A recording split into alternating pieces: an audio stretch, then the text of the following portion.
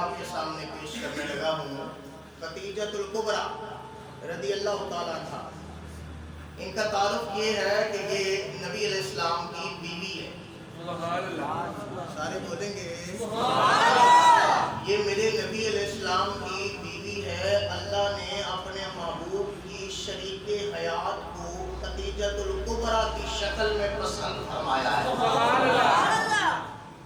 آپ کیونکہ بیوہ تھی، آپ کا ایک بیٹا تھا، آپ کی کنیت ام ہند ہے، ہند کی ماں۔ آپ کی عمر جب 40 برس کی تھی تب آپ نے نکاح فرمایا، اور آپ مکے کی رئیسہ کہلاتی تھی، مکے کی رئیسہ کہلاتی تھی۔ نبی علیہ السلام نے کو اللہ تعالیٰ نے ساری اولاد سوائے ابراہیم کے حضرت خدیجۃ الکبریٰ رضی اللہ تعالیٰ عنہ کے بدن سے عطا فرمائی ہے، جن میں سے نبی علیہ السلام کو اللہ تعالیٰ نے 3 بیٹے 4 بیٹیاں عطا فرمائی۔ میں کہہ رہا ہوں 4 بیٹیاں عطا فرمائی۔ ہر بیٹی باپ پر رحمت ہے، مصطفیٰ کو رب نے 4 بیٹیاں عطا فرمائی۔ اور ہر بیٹی رحمت ہے باپ پر، تو بیٹی کو بوجھ سمجھنے والوں، رب نے اپنے نبی کو 4 بیٹیاں عطا فرمائی ہے۔ ام کلثوم، رقیہ، زینب اور فاطمہ الزہرا، 4 بیٹیاں عطا فرمائی۔ میں اس عورت کی، اس مستور کی، اس شخصیت کی، اس ذات کی کیا بات سناؤں جس کے بدن سے رب نے مصطفیٰ کو زہرا جیسی بیٹی عطا فرمائی ہے۔ میں کیا بات سناؤں آپ کو جس کے بدن کے لیے اللہ نے، جس کے بدن کے لیے، جس کے لیے سیدہ طیبہ طاہرہ فاطمہ الزہرا سلام اللہ علیہا کو چن کر پیدا فرمایا، اور پھر کائنات کے امام آمنہ کے لال نے تربیت فرمائی، اور اس تربیت میں خدیجۃ الکبریٰ نے مصطفیٰ کا ساتھ دیا ہوا ہے۔ اس کا مطلب ہے جب بھی اولاد پیدا ہوگی تو ماں باپ اس کی تربیت کرتے ہوئے نظر آئیں گے۔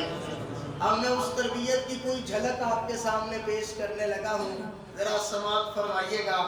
باتیں تو بہت زیادہ ہیں، ایک بات آپ کو ایک امام کی سنانے لگا ہوں، ہو سکتا ہے کہ آنکھیں آپ کی بھاری آئیں اگر توجہ میری طرف رکھیں گے۔ امام شافعی رحمۃ اللہ تعالیٰ علیہ آپ فرماتے ہیں کہ میں نے اپنی زندگی میں کبھی سیدہ فاطمہ الزہرا سلام اللہ علیہا کا نام نہیں لیا ہے۔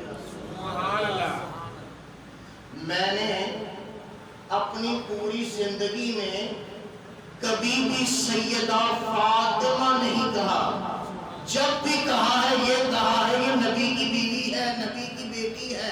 میں نے ان کے خانوادوں کا کبھی نام ہی نہیں لیا، اور اس سے بڑی فضیلت کیا ہو سکتی ہے؟ تب تک رب نماز ہی قبول نہیں کرتا جب تک بندہ محمد پر اور محمد کی آل پر درود ہی نہیں پڑھتا ہے۔ اس سے بڑی کیا فضیلت ہو سکتی ہے؟ سیدہ عائشہ الصدیقہ رضی اللہ تعالی عنہا اور سیدہ فاطمہ الزہرا سلام اللہ علیہا دونوں بیٹھی ہوئی ہیں، ایک ہے ماں اور ایک ہے بیٹی، دونوں آپس میں بیٹھی ہوئی ہے، مفاخرہ ہوا ہے۔ جب دنیا کو یہ پتہ نہ چلے کہ ہماری فضیلتیں کیا ہے تو یہ خود آپس میں بیٹھ کر اپنی فضیلتوں کو بیان کرتے ہیں۔ مقابلہ نہیں، مفاخرہ، اپنی فضیلت کو بیان کرنا۔ تو سیدہ فاطمہ الزہرا سلام اللہ علیہا کہنے لگی اپنی امی جان سے، امی جان آپ افضل ہیں کہ میں؟ آپ افضل ہیں کہ میں؟ تو آپ فرماتی ہیں کہ بیٹا تم بتاؤ کون افضل ہے؟ حضرت فاطمہ زہرا فرماتی ہے میں افضل ہوں۔ جی کیوں؟ اس لیے کہ میں آمنہ کے لال کی بیٹی ہوں، اور تو میرے باپ نبی کی امتی کی بیٹی ہے، صدیق اکبر کی، تو میں افضل ہوئی۔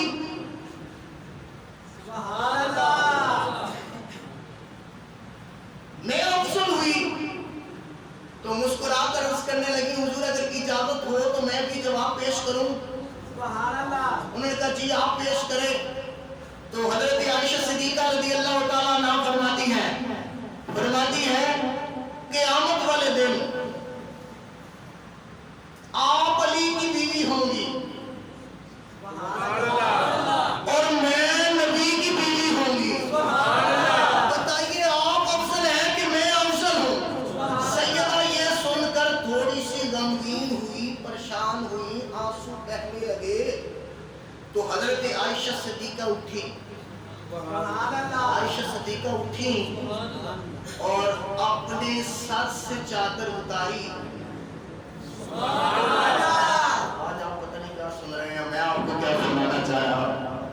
سیدہ عائشہ صدیقہ نے اپنے سر کی چادر اتاری اور فاطمہ زہرا کے سر پر رکھی۔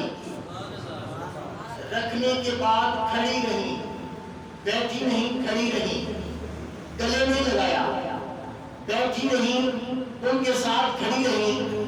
تو ایک جملہ کہا کہ اے سیدہ پریشان نہ ہو، کاش میں تیرے سر کا ایک بال ہوتی۔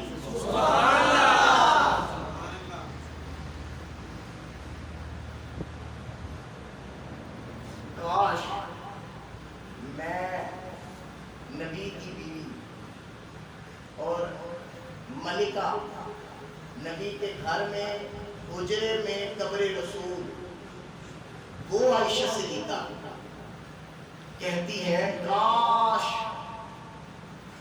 میں تیرے سر کا ایک بال ہوتی۔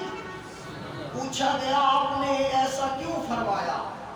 فرمایا کہ اس کے سر کے بال تو بڑی دور کی بات ہے، اللہ نے اس کے سر کے ایک بال کو اتنی فضیلت عطا کی ہے کہ اگر میں ہوتی تو میں وہ بننا پسند کر لیتی ہوں۔ اللہ نے اس کو اتنی فضیلت عطا فرمائی ہے۔ اس کی ماں کا ذکر کرنے لگا ہوں، اس کی ماں کا ذکر کرنے لگا ہوں۔ جب خدیجہ کبریٰ رضی اللہ تعالیٰ عنہ آپ کیونکہ بیوہ تھی اور اپنے گھر میں تشریف لے آئی مکہ شریف میں، تو ہر رئیس نے آپ کو پیغام بھیجا کہ آپ مجھ سے نکاح کر لیں۔ رئیس امیر آدمی ہے، لیکن اس لیے کہ یہ جو مال بہت زیادہ ہے یہ ہمیں مل جائے، تو آپ نے انتظار فرمایا۔ پھر خبر پہنچی کہ مکے میں ایک کاروبار کرنے والا ابو طالب کا بیٹا ہے، اس کا نام محمد ہے۔ جب وہ تجارت کے لیے جاتا ہے تو پھر اللہ برکتیں عطا فرماتا ہے، نہ مال چوری ہوتا ہے، نہ نفع کم ہوتا ہے، بلکہ اللہ نفع کو 10 گنا بڑھا دیا کرتا ہے۔ تو آپ نے فرمایا میسرہ میرے غلام ذرا ایسے کرو کہ ان کے گھر میں جاؤ اور ان سے کہو کہ اگر میرا مال تجارت کے لیے لے جائے تو یہ بڑی مہربانی ہوگی، میں آپ پر بھروسہ کرتی ہوں۔ ابھی خدیجہ کبریٰ نے آمنہ کے لال کو دیکھا نہیں، صرف سنا ہے، سبحان اللہ، اور سننے پر اپنا مال پیش کیا۔ اور حضرت میسرہ نے کہا کہ आमिना का लाल, अब ये सुनना जुमला मेरा, आमिना का लाल अपनी मर्जी से कोई काम नहीं करता। उसने कहा फिर वो किस मर्जी से काम करता है? तो मैसरा कहता है उसका एक बाप है, उसका नाम अबू तालिब है, जब तक वो इजाजत न दे आमिना का लाल तो कदम भी नहीं आगे बढ़ाता है। आमिना का लाल तो कदम भी आगे नहीं बढ़ाता। पर मैं उनसे पूछ लो, तो कहा कि अगर आपका माल ले जाए आपको कोई इतराज तो नहीं? आपने फरमाया कोई बात नहीं, आप ले जाए। तो आमिना के लाल साथ साथ मैसरा गुलाम को हजरत खदीजतुल कुबरा ने कहा, अबे तुमने ना इसकी हरकत और सकनात पे गौर करना है, ये क्या खाता है, क्या पीता है, क्या सोचता है, कहाँ रुकता है। उसने कहा ठीक है। अब वो नबी अलैहिस्सलाम के साथ शाम के सफर में तिजारत के लिए गया है। अब वो कहता है कि मैंने हुजूर के साथ सफर किया, सफर करने के बाद जब मैं वापस आया तो हमारे पास बहुत ज्यादा नफा था, बहुत माल थे, बहुत तिजारत के लिए बड़ा पैसा था। तो खदीजतुल कुबरा ने मुझे बुलाया और कहा तूने क्या क्या देखा? अब पहला जुमला, तूने क्या क्या देखा? वो मैसरा गुलाम कहता है, का अजीब शख्स देखा है, जिस ढेर पर ये हाथ लगाता अजीब बरकत नजूल हो जाता, वो ढेरों के साथ तब्दील हो जाती, उसमें बरकत आ जाती। उसने तो कुछ और सुना, उसने कहा अजीब इंसान था, जैसे ही चलता था आसमान का एक बादल प्रोटोकॉल के लिए उसको साया किए हुए रखता था। अजीब इंसान था, जब वो चलता था तो दरख्त झुक कर उसे सजदा करते थे। अजीब इंसान था, वो किसी दरख्त के नीचे जाकर बैठा है, दरख्त पहले ऊंची उड़ान के साथ ऊंचा लंबा था, फिर अजीब हुआ कि उसने अपना सर झुका लिया, टहनियां झुका ली, क्योंकि नबी अलैहिस्सलाम पर धूप पड़ रही थी, उसने साया किया। इतनी देर हुई थी कि एक राहब यहूदियों का, ईसाइयों का निकला, उसने कहा इस दरख्त के नीचे तो एक ही बंदा बैठ सकता है जिसे ये दरख्त साया देगा, और ये हमारी किताब में लिखा है। उसने कहा मैसरा ने कि वो कौन सा शख्स है जो इस दरख्त के नीचे बैठेगा और साया देगा? तो राहब कहता है हमने अपनी किताबों में पढ़ा है, वो आखिरी नबी होगा जो इस दरख्त के नीचे बैठेगा, अल्लाह उसको दरख्त का साया अता फरमाएगा।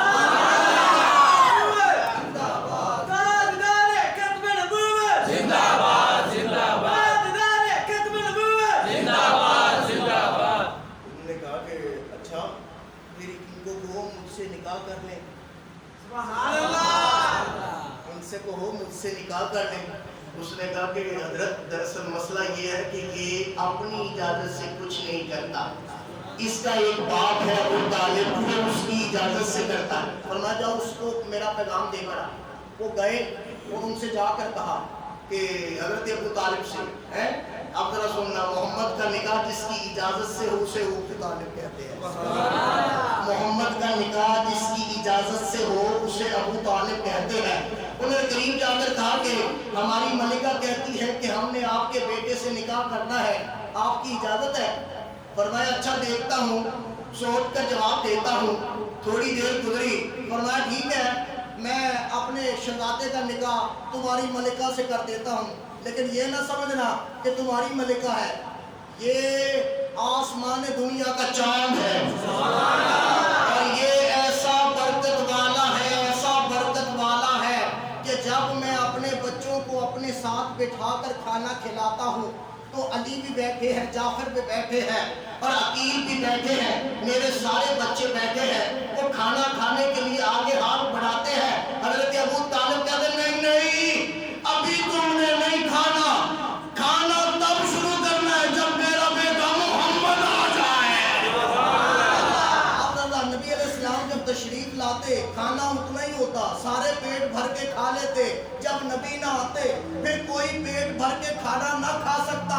मैं कहता हूँ आमिना के लाल के वजूद की बरकत सी खाना भी उतना था और पूरे भी आ जाया करते थे। आखिरी बात अर्ज करने लगा और बात खत्म करने लगा हूँ, यहाँ पर आपको लाना था और इस जिक्र बीबी का जिक्र करना था आपके सामने।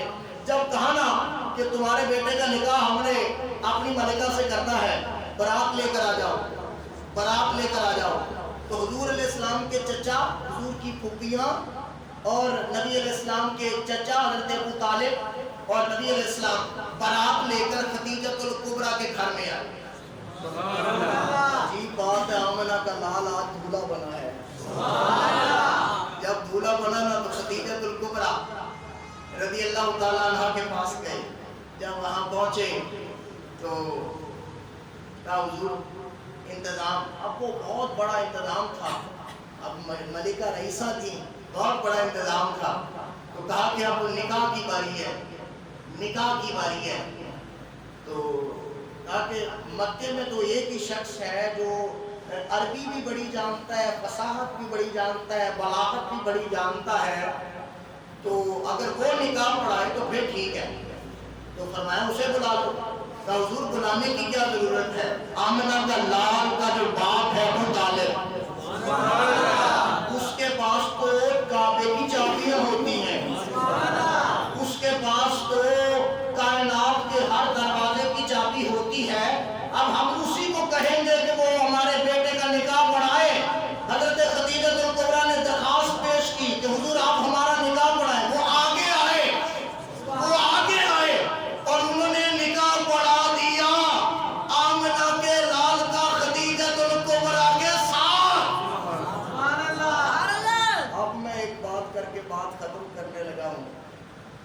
अगर ये ईमान ही नहीं लाए थे, अल्लाह, अगर ये ईमान ही नहीं लाए थे और मेरे नबी भी जानते थे कि ये ईमान नहीं लाएंगे, तो फिर इनसे निकाह क्यों करवा दिया?